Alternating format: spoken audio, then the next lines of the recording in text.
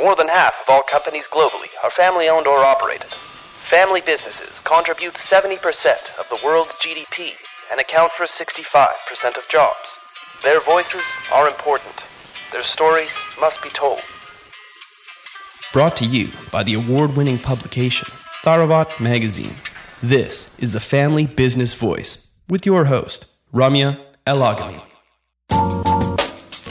In this episode of the Family Business Voice, Myles speaks to us about family dynamics, behaviors that build resiliency in the face of adversity, and what to do when we are confronted with negativity. Myles is a former professional basketball player who is now a philanthropist, mentor, and a leading expert in the family dynamic, mental health, and healthspan issues affecting ultra-high net worth families from around the world. Enjoy this episode with Albert. Albert, it's really a pleasure to have you on the Family Business Voice. Thanks for joining us. Thank you. Thank you for having me. So we're talking to each other in kind of a weird time, and it feels like we live in a time where so much is going on and there's so much positives, but also a lot of negativity out there. And you and I today are going to talk about, from your experience as someone who is a mentor, advisor, and educator to families, we're going to talk about family dynamics, but also behaviors that build resiliency in the face of this kind of a environment that we're facing in 2020. Given the circumstances that we're in this year, it feels like families have been really put through the stress, right? Like they've been put through the ringer. If you had problems to begin with, this year must have been very, very tough for families that were put under lockdown together. Like, given the pandemic, what kind of family dynamics, positive and negative, have emerged the most clearly for you in terms of patterns? Yeah, I mean, it's definitely a challenging time, but I'm a firm believer that, we're put in positions to be challenged, but also to succeed.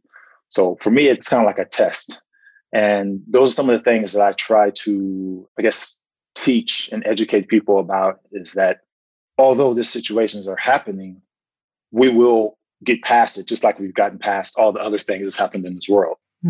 It goes back to just being resilient and having trust in ourselves.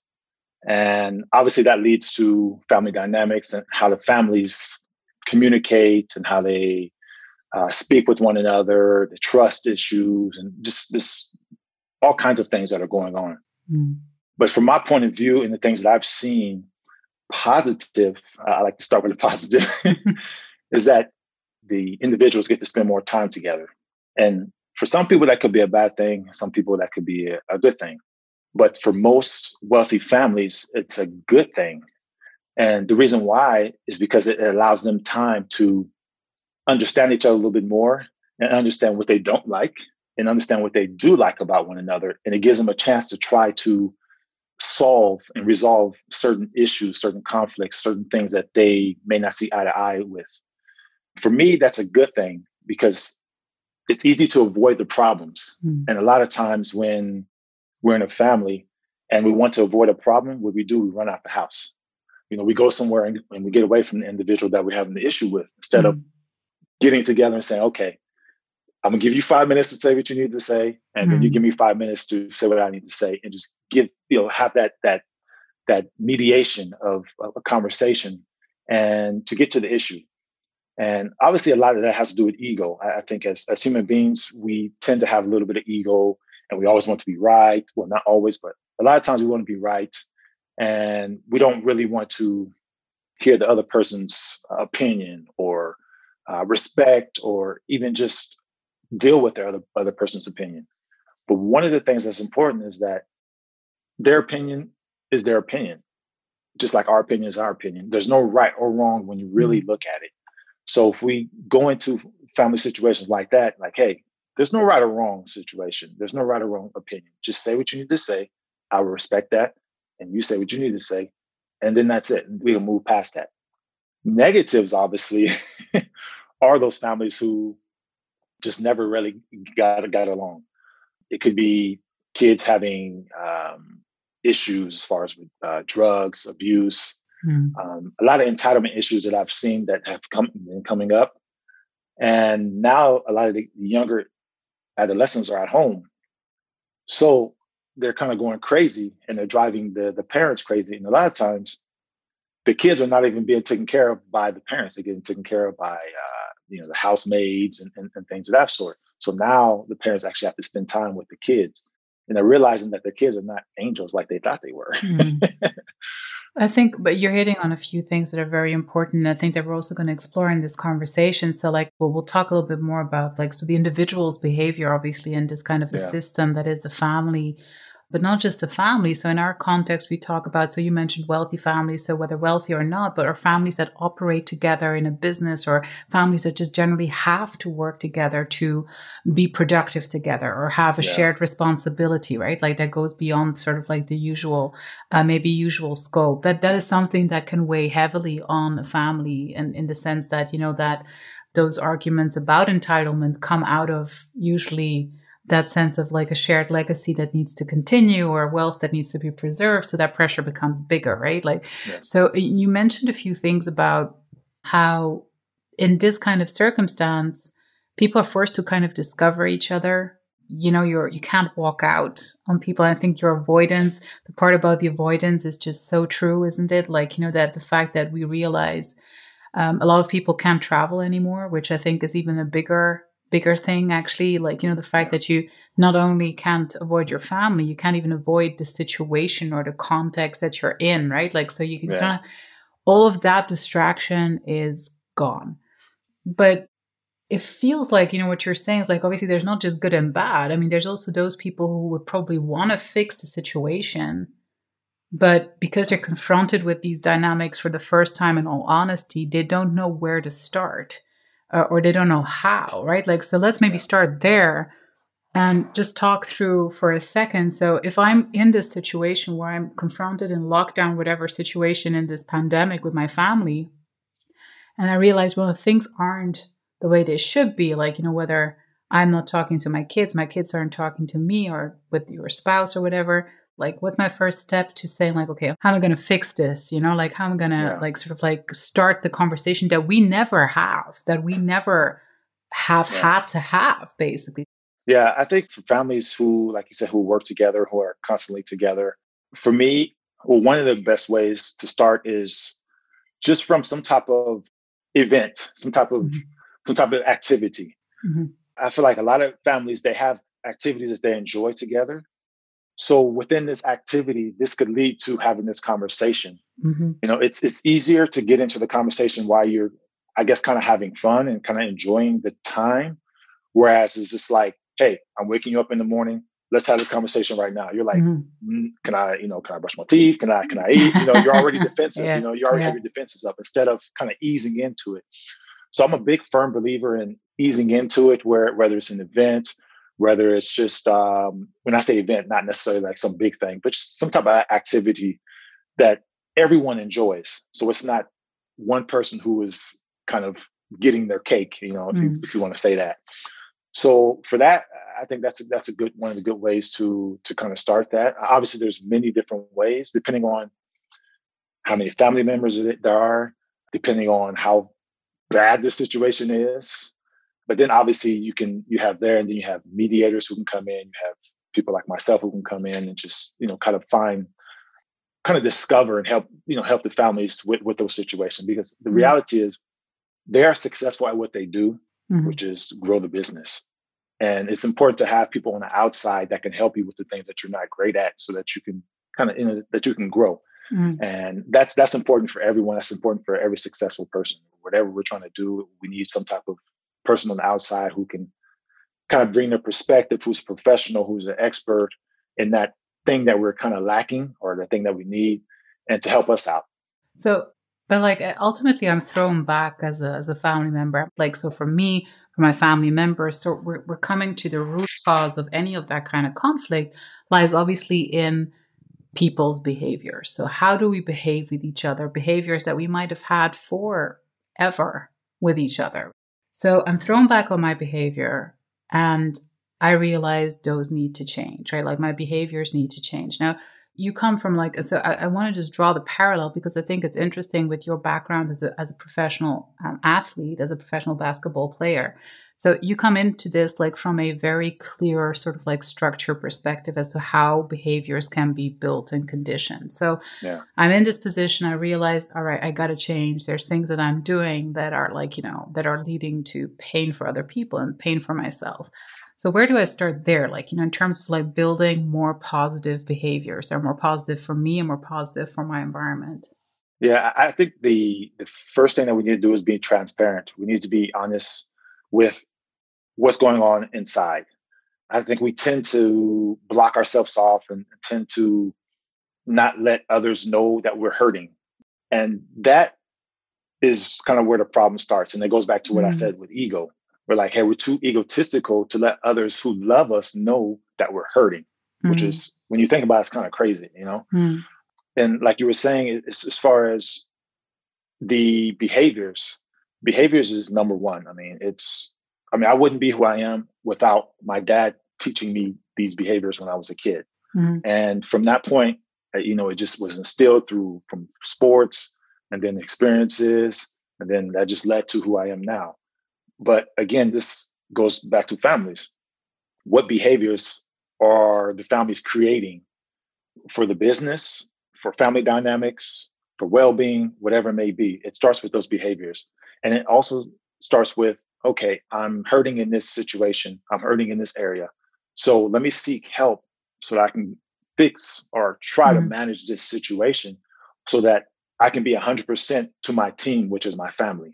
mm, My teaching is through sports. Everything I do, it has a lot to do with sports. And it's like, you don't want to be the weakest link on the team. If you are, then it hurts the team's ultimate goal. And mm, that applies to family businesses. You don't want to be the weakest link in the family business because you're affecting not only the family business now, but the legacy and the multi-generational wealth, the mm. transfer of the family. So this is what we're trying to help solve or help manage. I don't think we can ever solve all of the problems, but we can for sure help manage and put them in the best possible situation to succeed. And that's all we can do in life. We put ourselves in the best possible situation to succeed in all aspects of our life, then we'll be okay. Then we just leave it Mm. up to everyone else. But so it's interesting. So you're talking about like, I mean, sports is an attractive metaphor for these things, right? Because we all know like sports is one of those things in our lives, and I think that this year particularly has been such an eye opener for a lot of people how movement and sports, how it's all connected to our well being. I mean, the moment you take that away from someone, even that option from someone, like I think people start realizing how big a role that plays in their stability, right? Like and how stable they can be.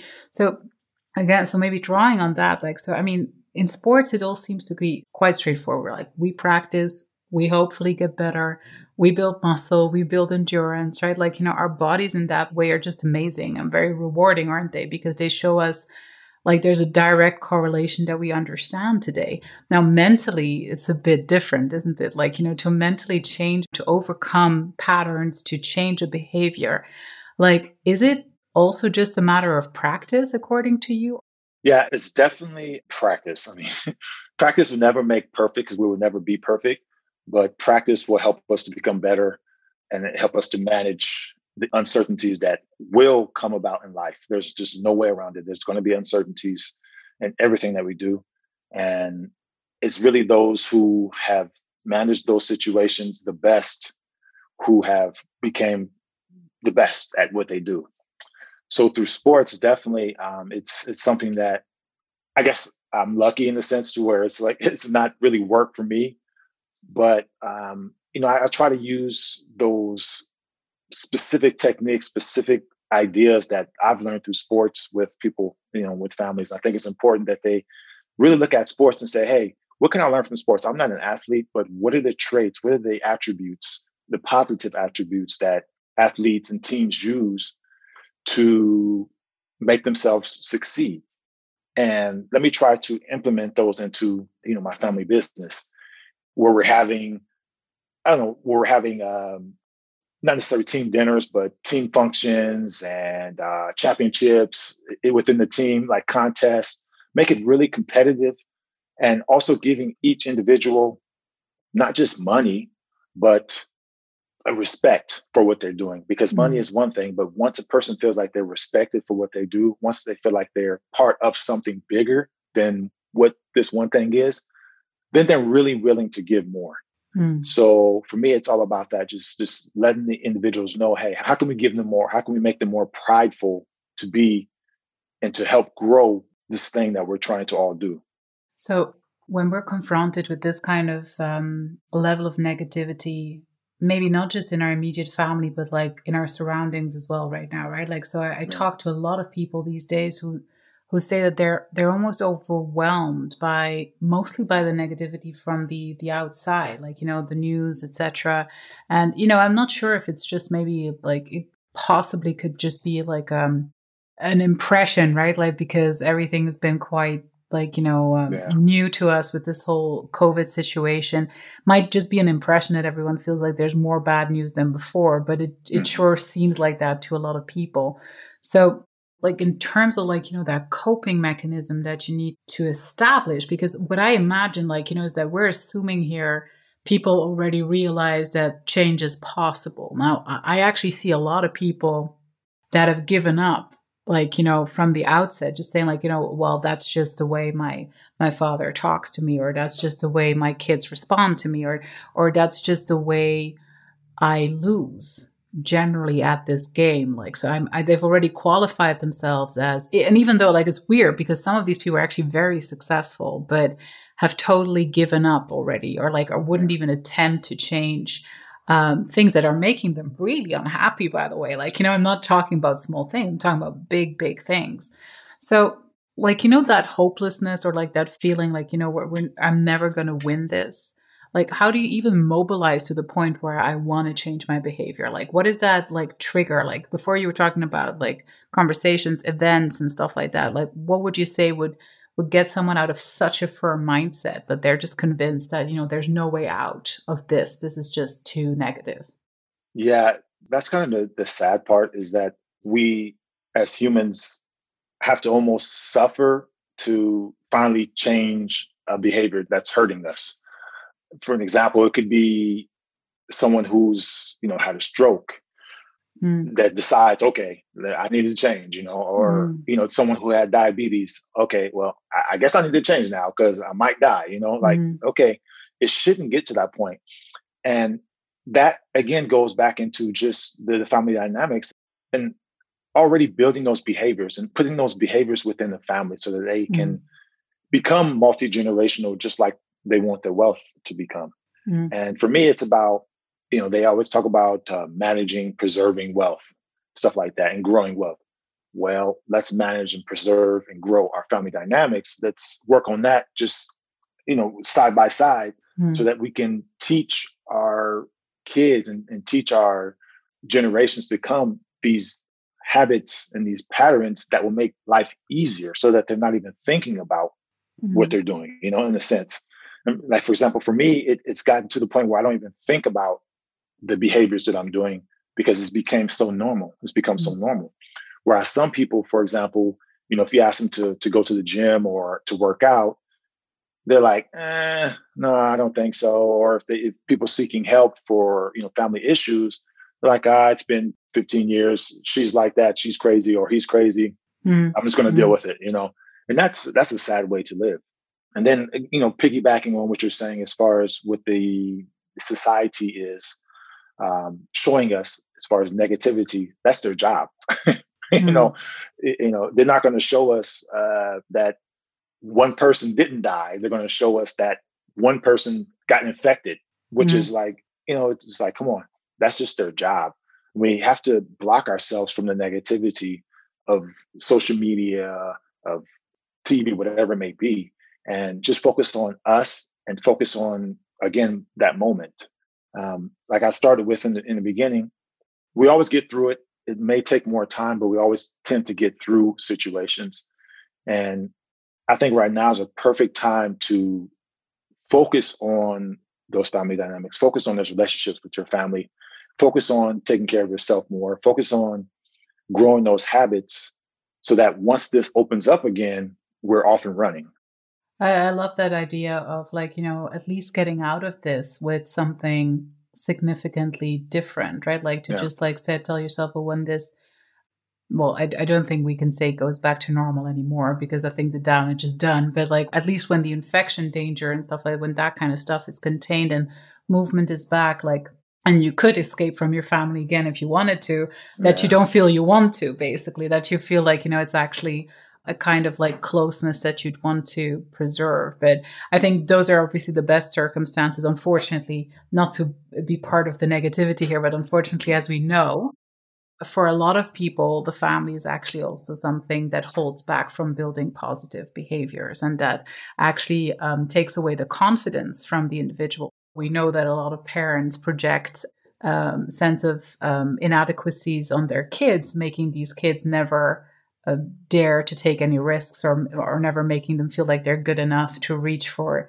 their true potential. So maybe to the younger audience here, and I do feel it's very important to address the younger audience here, not just in terms of like, whatever amount of time they spend lip syncing on TikTok, which even for me is hard to understand slowly. And this is where I realize I'm aging. But I do think like, it'd be important to send the message here. Like, what if you are in the circumstance where your family is actually what feels like holding you back? Your family is naysaying on like, you feel you could do better. You feel like you want to add your own layer to this, your own twist to this.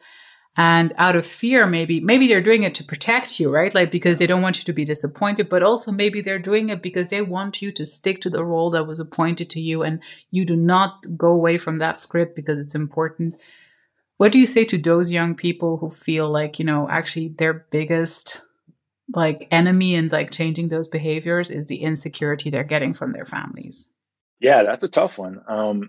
I would say, again, it goes back to transparency and we have to really focus and just kind of sit down and have this conversation. It's a tough conversation to have. I feel like there's no way around that where you can just, kind of, ease it in. You just really have to say, hey, sit down with the mom and dad or whatever and say, hey, I love you guys. I love what's going on within the family. But this is something over here that I feel like I'm passionate about. This is something over here that I feel like is my calling. This is the thing I feel like I can help to impact the world, just like this business may be impacting the world. And at the end of the day, the most important thing is how you feel about the impact that you leave on individuals. And that's it. So if you're not happy in the business and you're doing it, then you're really not doing it with the right attitude or with the right mindset or with the right intentions. Whereas if you, step aside and say, hey, this is what I want to do, they may want to be just an entrepreneur and sell clothes or something like that. I don't know. Mm. If they feel like they're going to have a bigger impact with that, and that's what they're passionate about, at the end of the day, that's all that matters, honestly. And they have to find a way to relay that to their parents, whether it's, inviting someone in who's kind of in the middle, speaking with the family, or just going gung ho and trying to have that conversation solo. There's different ways. And again, a lot of it has to do with the family, how close they are, how well they communicate, if they trust one another. These are things that they kind of have to look at. Each family is definitely different. It's hard to just say one specific way because obviously if the family is really close, it's going to be easier for the kids to speak. Whereas if they're not really that close, then the kid's going to have to find a different way to kind of get that out there. I mean, they can try to do it on the side and not say nothing about it, and then once it gets big and say, hey, mom, dad, look what I grew, whatever. But, Yeah. Well, I mean, this comes down to like one of it's a big topic to me always, like in all of our podcasts, especially on the Women in Family Business podcast, actually, like, where I wanted to ask you, like, and how far do I as an individual have to ask permission to like, to go after what I want to do, regardless of how I stand with my family? Like, what's your stance on that? Like, how do you feel that we owe an explanation to anyone when it comes to trying to live up to our potential? No, I don't think so. I don't think so. It's tough and it's a tough choice to make. But at the end of the day, I'm a firm believer, and I'm sure a lot of wealthy individuals are firm believers of making an impact on the world. That's why they do a lot of philanthropy and stuff like that. So if your child feels that they can make a bigger impact on the world doing a specific thing that they're passionate about, why not let them do that? Mm-hmm. Why have them inside of a business that they're just, a family business and they're not happy about, and they're just getting up and they're just doing it just to make the mom and dad happy, or the grandpa or grandma, or whatever. I wouldn't want that for my kid. I want my kid to be passionate about everything that they're doing, and knowing that they have that ultimate goal of impacting the world in whatever specific way and whatever expertise or talents that they have. I feel like that's why we're here. We're given talents from the man above, or universe, and it's our responsibility to share those abilities with individuals and make an impact, a positive impact on the world, and leaving that generational behavior change, leaving that generational wealth, whatever it may be. That's what I believe. Well, thank you very much, Albert, for giving us such insights. Very interesting discussion about family dynamics, especially in times of COVID. Thanks very much for joining us on the show. Thank you. Thank you for listening to the Family Business Voice. Subscribe to our channels now on iTunes, TuneIn, Stitcher, or Spotify to be notified of our weekly episodes.